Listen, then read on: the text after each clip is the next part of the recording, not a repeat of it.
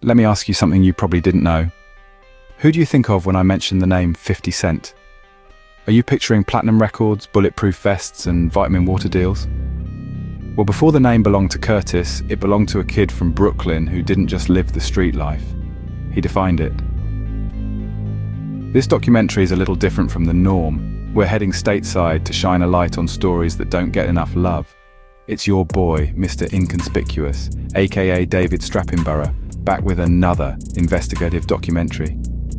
Today we're talking about Kelvin Martin, a man with a skinny frame, wild eyes, and a quiet demeanor.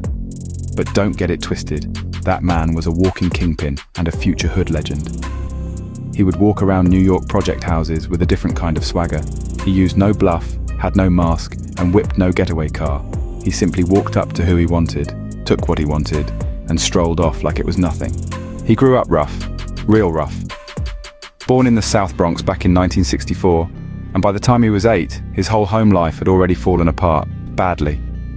His own mother pinned a note to his shirt, put him on a bus, and sent him off to live with his grandma. Just like that. No goodbye, no hug, just a one-way ticket out the picture. That kind of beginning? It doesn't just sit with you, it carves itself into your bones, into how you walk, talk, and move through the world. Fast forward a few years, and his family ends up deep in Brooklyn, living in the Ingersoll projects, a spot known as Monument Walk. That's where the streets really started to shape him, and where he began earning his name. At first, folks called him Little Shaft. Then he stepped into the 5% nation and picked up the name Shamik. But that wasn't the name that stuck around. The streets gave him his real title, and that title was simple but powerful. They called him 50 Cent. Sounds familiar? Yeah, I thought so. Now there's mad stories about where that name came from. Some say he'd rob people for any amount, even 50 cents.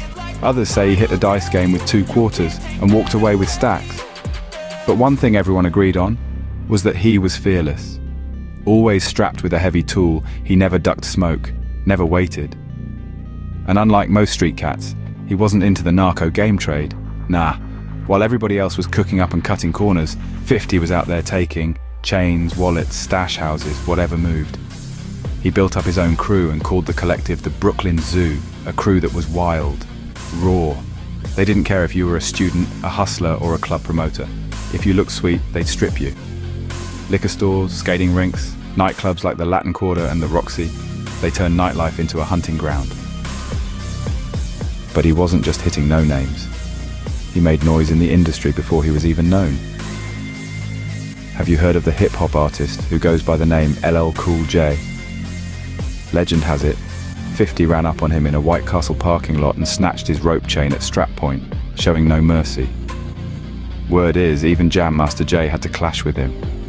This wasn't just crime he was committing, it was straight-up chaos. Despite his violent reputation, he maintained a friendship with Eric B. of Eric B. and Rakim. Their connection was strong enough that he appeared on the back cover of the iconic Paid in Full album. Imagine a notorious street figure featured alongside pioneering hip-hop artists, bridging 2 very different worlds. Although 50 wasn't officially known as a hitman, folks in the borough whispered differently. He got blammed at least 24 times, had heavy altercations, and was always caught up in some kind of street beef. Still, he walked the block like he was bulletproof, and eventually started wearing vests like he was. Sounds familiar? Yeah, I thought so. But the game always circles back. Once he got a bit older, he tried to pivot, even joined the army for a hot second, but then the NYPD came all the way to Georgia, put him in cuffs, and brought him back to face robbery charges. Once he was back in New York, he moved in with a girl in Crown Heights.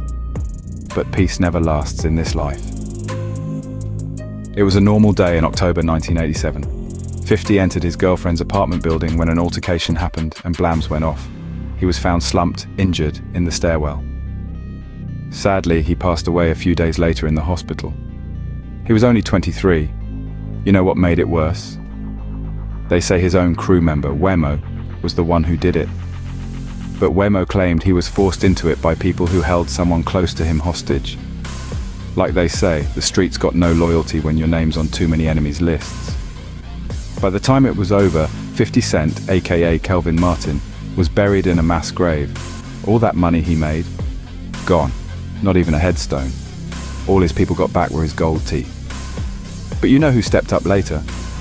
A man named Curtis Jackson, the other 50 Cent.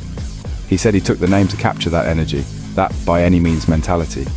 And out of respect, he paid for a proper headstone on Kelvin Martin's grave. So ask yourself this: was the real 50 Cent a hero, a menace, or just a reflection of his environment? Whatever you think, just know this: he didn't run, he didn't hide. He lived and passed in the open. And when it comes to 50 Cent, the original, let's just say crime didn't pay, but it sure made him a legend.